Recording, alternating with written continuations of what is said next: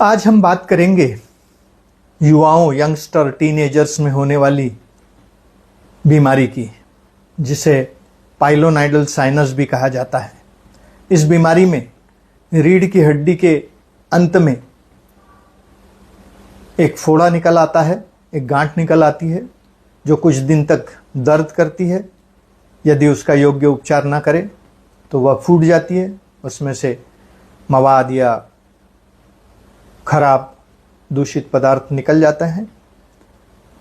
कुछ दिनों के लिए लक्षण शांत हो जाते हैं, ऐसा लगता है कि मरीज को कि अब वहाँ कुछ भी नहीं है, एक मामूली फोड़ा था जो ठीक हो गया।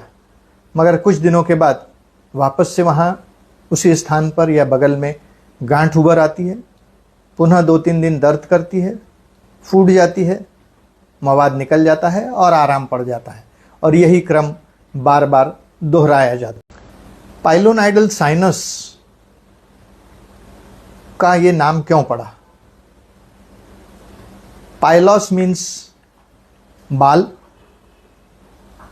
और नाइडल मतलब घोंसला, तो यह बालों का घोंसला इस नाम से जाना जाता है, क्योंकि यह बीमारी अधिकतर उन युवाओं को होती है जिनकी पीठ पर, कमर पर बहुत अधिक बाल होते हैं। वे बाल झड़ते हैं और वहाँ जमा होते हैं।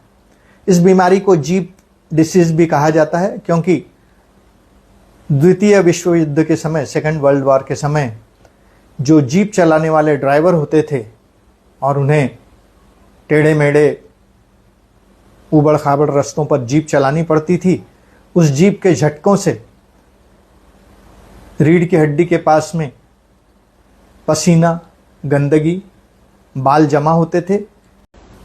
पाइलोनाइडल साइनस की बीमारी होती क्यों है? दरअसल कुछ लोगों को, खासकर युवाओं को, रीढ़ की हड्डी जहाँ ख़त्म होती है वहाँ पर 2-3 बारीक छिद्र होते हैं।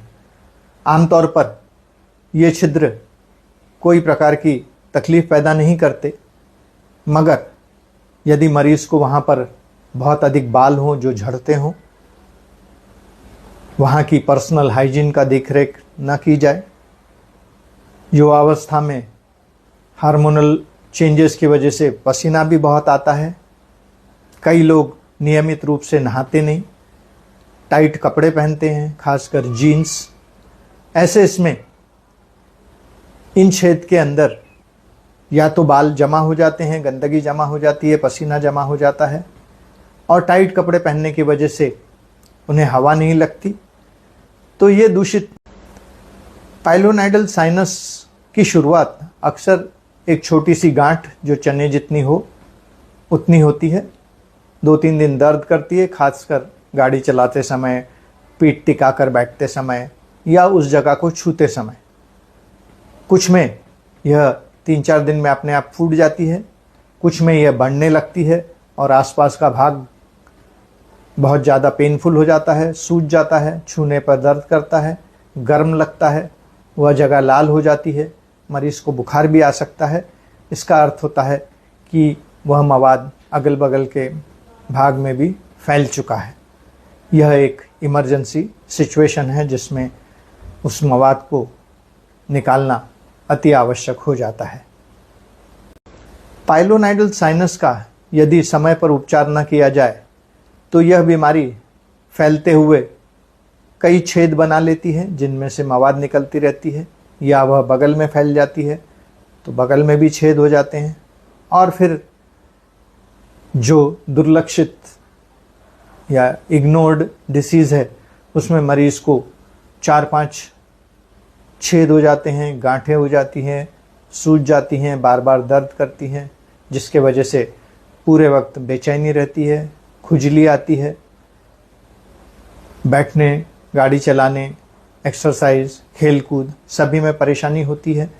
सीधे आप लेट नहीं सकते, आपको करवट पर लेटे रहना होता है, सोते समय भी आपको तकलीफ़ होती है।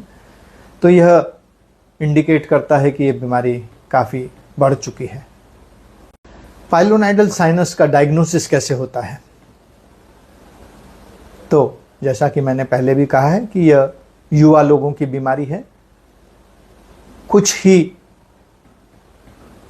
अधेड़ अवस्था के लोगों को यह बीमारी देखने में आती है, खासकर वे लोग जो इस बीमारी को युवावस्था से अधेड़ावस्था तक का बिना इलाज किए ले आए हैं।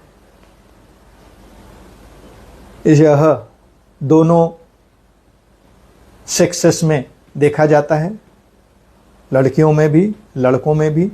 चूंकि लड़के ज़्यादा एक्टिव होते हैं, उन्हें पसीना ज़्यादा आता है, वे अपनी व्यक्तिगत साफ सफाई का उतना ध्यान नहीं रखते जितना लड़कियां करती हैं, तो यह बीमारी उनमें ज़्यादा प्रमाण में देखने आती है, मगर लड़कियां भी इनसे अछूती नहीं हैं। तो उस जगह की जांच करने पर पता लग जाता है कि वहाँ पर कुछ छेद हैं जिनको दबाने से। अब पाइलोनाइडल साइनस का प्रारंभिक या प्राइमरी उपचार कैसे होता है? यदि आपको पाइलोनाइडल साइनस हो गया है, वो फूट गया है, उसमें से मवाद निकल रही है, तो बेहतर होगा कि आप उस जगह की साफ सफाई का विशेष ध्यान रखें। दिन में 2 बार साबुन से उसे अच्छी तरह से धोएं, टॉवेल से उसे पोंछ लें, आसपास की जगह पर टेल्कम पाउडर का छिड़काव करें ताकि वह जगह सूखी रहे, साफ रहे। टाइट कपड़े ना पहने, जितने लूज कपड़े पहन सकते हैं पहने।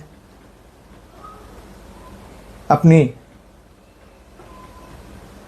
खान पान को सुधारें, क्योंकि कई बार कुछ तेज तीखी चीज़ें खाने से पसीना ज़्यादा आता है, उससे भी यह तकलीफ होती है।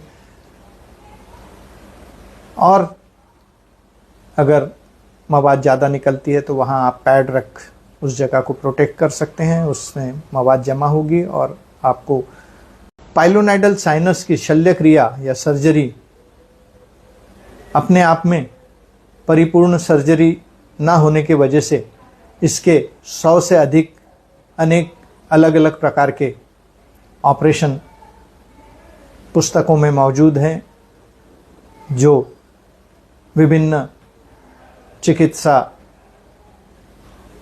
विधियों में अपनाए जाते हैं। कोई उसकी सर्जरी करता है, कोई उसे लेज़र से नष्ट करना चाहता है, कोई फ्लैप के रूप में उसका इलाज करता है, कोई उस जगह को ब्रश से साफ कर इलाज करता है, कोई उसमें धागा डालकर इलाज करता है। तो ये इतने प्रकार के जो इलाज हैं, चिकित्सा पद्धतियां हैं, यह इस बात को इंडिकेट करती है कि पाइलोनाइडल साइनस का फुल प्रूफ कोई इलाज नहीं है। हर एक सर्जन के अपने अपने तौर तरीके हैं, अपना अपना विश्वास है, अपना अपना फीडबैक है और उनको मिली हुई सफलता है, जिसके चलते वो उसी विधि को अपनाते हैं।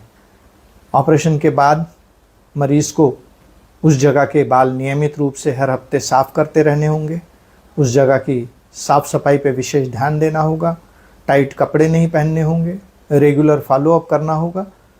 तो अधिकांश बार यह बीमारी पूरी तरह से हमेशा के लिए दूर की जा सकती है।